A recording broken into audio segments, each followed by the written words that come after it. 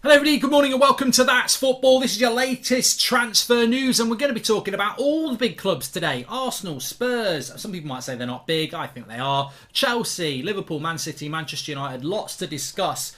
And interesting as well, isn't it? I don't want to ram the point home, but we have been quite good in getting information so far this summer and long may it continue. The Sterling news really hitting home now. Everybody's all over this. Sterling, Chelsea's interest. Remember, we mentioned this right at the start of the month. Nobody mentioned it. It seemed a little bit left field. Now it's happening. What I would say is, and I had no idea about this, that Chelsea would also look at Nathan Ake as well. And even Shevchenko's being mentioned now. So a weird transfer window because you don't normally get a lot of that. Chelsea to Man City, they played a Champions League final a year ago and yet Man City are quite happy to give Sterling up. I've never really discussed that. I'm actually quite surprised Man City are doing that. I mean, Sterling's not in his 30s. I still think Sterling's a better, more valuable player to Man City than Grealish. It's a big year for Grealish next year. I like Grealish, but it's a big year for him. Yeah, interesting on that one. Also, Liverpool, Barella, we'll be talking about that. Spurs, a different centre-back. Arsenal pushing hard for a centre-back as well. Bit about Rafinha with them as well. Chelsea, as I said, Sterling looking at that. Man City, Cucurella. Manchester United, De Jong. All going on and quite a lot of interjection as well. But yeah, Sterling we've spoken about. I mean, when this is going to happen, I think we're in a key week. I said this yesterday. Teams, a lot of players not back yet. A lot of internationals not back yet. Sterling's not back in training yet. But next week is when people want to be back pre-season to go on their tours and things like that. A lot of people want to be organised and sorted. So I think that, look, you can never say that these deals are going to be done by the weekend, but I certainly think in the next 10 days we'll get real developments on the Sterlings, the Rafinhas, the Richarlisons, and I would still say Sterling, Chelsea, very, very, very likely. Rafinha to Arsenal, very, very likely. And Richarlison to Spurs, very, very likely. And I think all three of them get good deals out of that. Liverpool, Barella, I want to talk about this. This is the one that grabbed my attention this morning. I woke up, I saw on Twitter, Barella was trending. I thought, oh, please, are Manchester United looking at Barella? No, Liverpool are looking at Barella. And I'm looking at all these images of people saying, get lost, Bellingham, we want Barella now. Now, I can't really understand where this is coming from. And effectively, I think it's in the rumour mill of the Liverpool fan base. But Barella, 25 years of age, contract till 2026, Inter Milan. I can't see them giving him up easy, but he is one, and I love Italian football. Going back to Italia 90, I love Italian football. Sundays on Channel 4, Saturday with James Richardson on Channel 4 as well.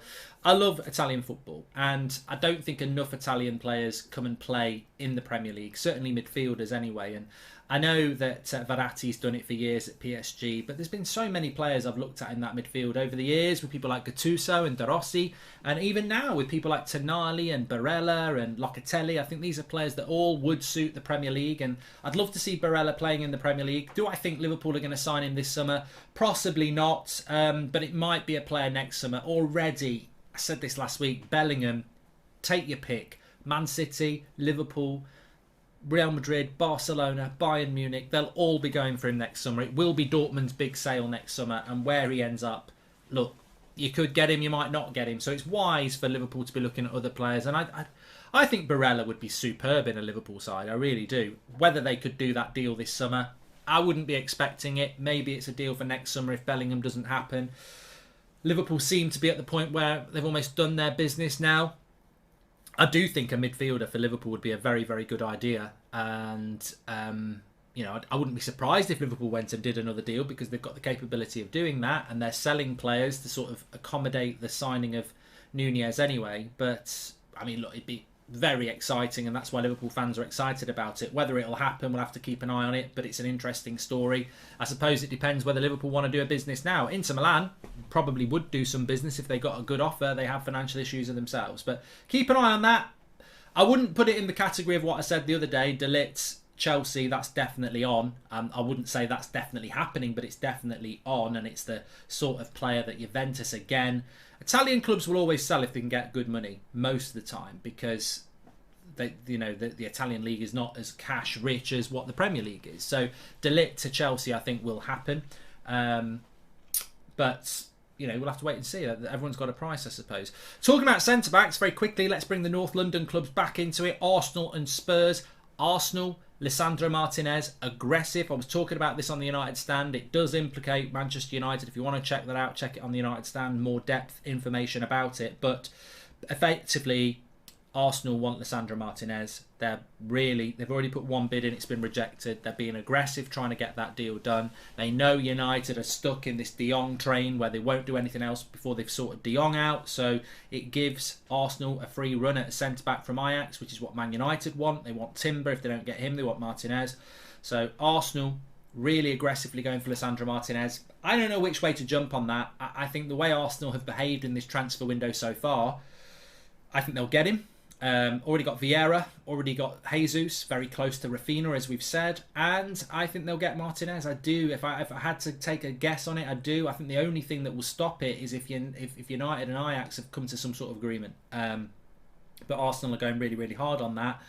And then another club that's linked to United, Barcelona, De Jong, Longley, centre-back. They're looking to move him on. Spurs really interested in him as well. I've got to say, I don't know whether this is a good deal for Spurs or not. I know Pau Torres is available from Villarreal, and I thought that's the way that Spurs were going to go.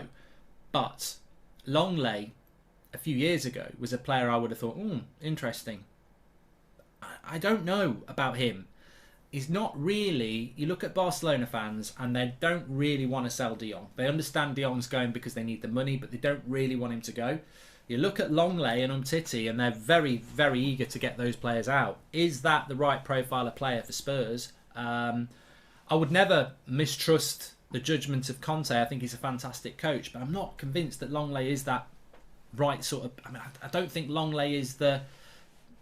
I think Pau Torres would have suited them better. Vardiel of Spurs, of Leipzig would suit them better. So, look, is Longley as advanced as it could be? We'll have to wait and see. But, look, there's a lot going on. And Arsenal and Spurs, and I think Chelsea are about to enter that equation now. Very, very active and certainly looking at quite a lot of players at the moment. And I think that's going to progress with the ever closer tours coming and everybody coming back to train, and it's an early start to the season as well. And I don't think you can... I just want to add that as well. This is not a traditional season we're going into. This is not where the season starts in mid-August, you play 3 games, then there's an international break, and the international break always comes straight after the closure of the transfer window, and then you come back for a few games and you have another international break. This season starts right at the start of August and it runs right to the end of September before we have an international break. Yes, the transfer window doesn't close till I think it's the September the 1st now, but by that time you'll be playing a game a few days after. You'll have played 4 games before.